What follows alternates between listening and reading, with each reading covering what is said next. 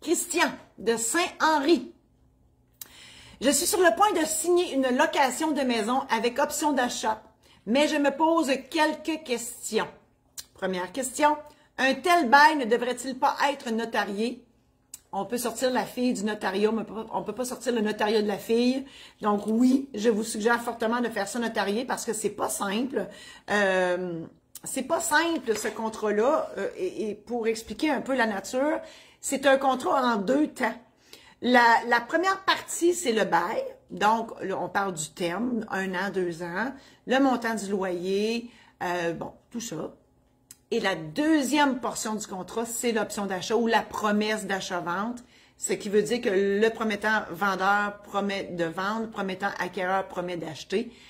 Là, on établit déjà le prix de vente-achat, on prévoit la date de prise de possession juridique parce que vous êtes déjà dans la maison. Et surtout, on détermine aussi la portion du loyer qui va servir de mise de fonds dans la... bonjour Madame Saint-Ange. Dans le prix de vente, parce que, mettons, je sais pas, moi je dis n'importe quoi, vous payez 1000 pièces de loyer, ben ça se peut qu'il y ait un 200, 300 $ qui s'applique sur la mise de fonds pour l'achat de la maison. Souvent, les gens vont faire ça pour s'aider à justement accumuler une mise de fonds pour éventuellement acheter la maison. Ça, c'est faut que le vendeur veuille, parce que c'est quand même lui qui continue à faire les paiements d'hypothèque tout ce temps-là, s'il y en a. Voilà. Deuxième question.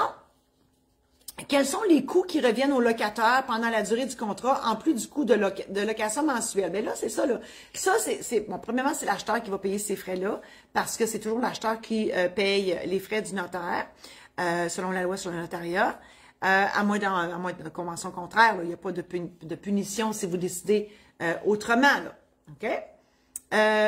Et les coûts, bon, ben c'est là qu'on va déterminer qui paye l'électricité. Parce que légalement, là, le vendeur, le promettant vendeur, il paye les dépenses reliées à l'immeuble, les taxes municipales, taxes scolaires, l'électricité, pas l'électricité, je m'excuse, va-t-il dire, les assurances, l'assurance de la bâtisse. OK? Légalement, c'est au vendeur à payer ça parce qu'il est encore propriétaire. Mais le locataire, normalement, il paye l'électricité, le chauffage, la même affaire, l'électricité, l'Internet, on appelle ça des dépenses locatives, déneigement, blablabla. Mais ça se peut que ça soit différent.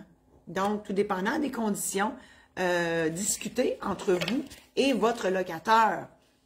Donc, c'est un buffet chinois, mais légalement, le vendeur, promettant vendeur, locataire, doit payer les taxes municipales, scolaires et les assurances reliées à la bâtisse. Vous n'avez, en tant que locataire, promettant acquéreur, qu'à assurer le contenu, donc vos meubles.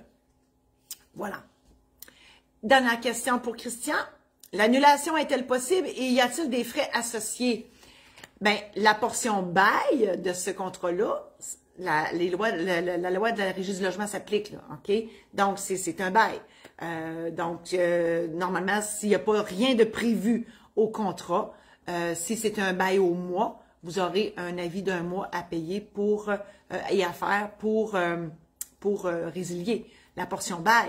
Mais ça se peut qu'il y ait des pénalités, ça se peut que l'acompte que vous mettiez comme mise de fonds, ça se peut que dans les conditions, que vous perdiez ça. OK? Si vous mettez fin à votre bail. Donc, il faut voir les conditions. C'est toutes des choses, Christian, que vous devrez voir avec votre vendeur, promettant vendeur, locataire. Puis pour des raisons X, là, vous semblez si vous me posez la question, c'est parce qu'il y a peut-être quelque chose, vous avez peut-être quelque chose en tête. Mais vous pouvez toujours annuler la promesse d'achat-vente si, admettons que là, à force de vivre dans la maison, vous dites, oh my God, le toit avait de tomber, j'aurais jamais offert si haut prix, avoir su qu'il y avait autant de trucs à refaire sur cette maison-là. On s'entend? Donc, ça aussi, c'est à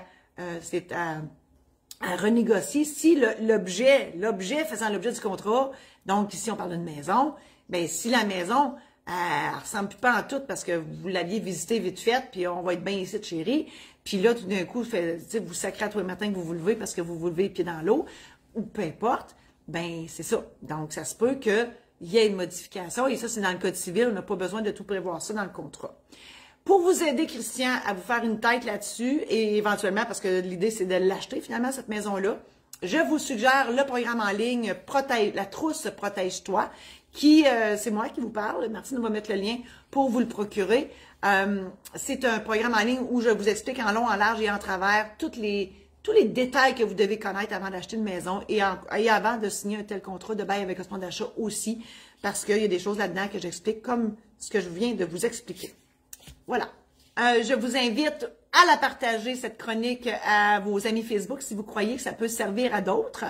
Je vous invite à consulter mon site internet marie-josée-saint-laurent.com, l'autre de ma maison d'édition, maison-d'édition-saint-laurent.com. J'ai pas parlé de mon domaine de villégiature, des chalets en Boiron à louer dans les Laurentides, domaine-lamarieuse.com. Je vous invite aussi à vous procurer vos billets. Là, je parle pour la région de l'Abitibi, vos billets pour ma chaufférence, mon rodage de ma chaufférence intitulée « Vaut mieux en rire avant de partir ». Rodage, donc on ne sait pas qu'est-ce qui va arriver là-dedans. Tout peut arriver dans un rodage. On sait quand ça commence, on ne sait pas quand ça finit. Voilà, sur Marie-Josée Saint-Laurent, /chaufférence. Merci infiniment et à la semaine prochaine.